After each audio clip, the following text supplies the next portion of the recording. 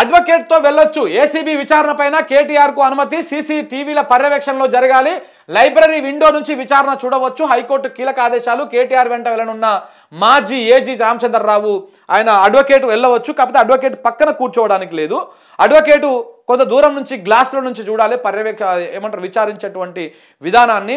దాంతోపాటు సీసీ కెమెరాల మధ్య కేటీఆర్ని విచారించాలి అని చెప్పేసి నిన్న హైకోర్టు ఆదేశాలు జారీ చేసింది. ఇవాళ నాకు తెలిసి ఇప్పుడు 9:30 10 గంటలకు ఆయన ఏసీబీ ఆఫీస్ దగ్గరికి పోతాడు. అక్కడ ఆ ఏసీ 10 గంటల తర్వాత నుంచి స్టార్ట్ అవుతుంది. మరి ఇవాళ కేటీఆర్ను అరెస్ట్ చేస్తారు అని చెప్పేసి మొత్తము రాష్ట్ర మీడియా మొత్తం కోడై కూస్తూ ఉంది. జర్నలిస్టులు కూడా చాలామంది కళ్ళల్లో ఒత్తులేసుకొని చూస్తూ ఉన్నారు, ఎప్పుడు అరెస్ట్ చేస్తారా కేటీఆర్ని, ఎప్పుడు అరెస్ట్ చేస్తారా కేటీఆర్ని అని. చూడాలి ఏం జరగబోతుంది సాయంత్రం లోపల అనేది.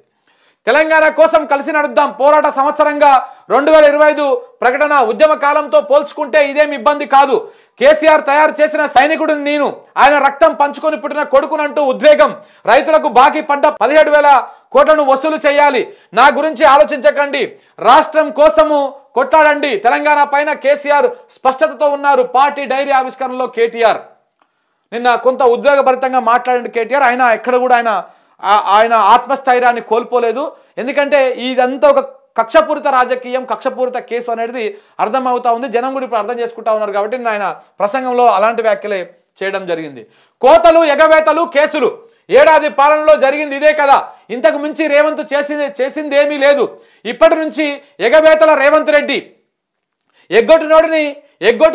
ఎగ్గొట్టిండు అంటే కూడా తప్పేనట. డైరీ ఆవిష్కరణలో 14 ఏళ్ల ఉద్యమం గుర్తొస్తుంది.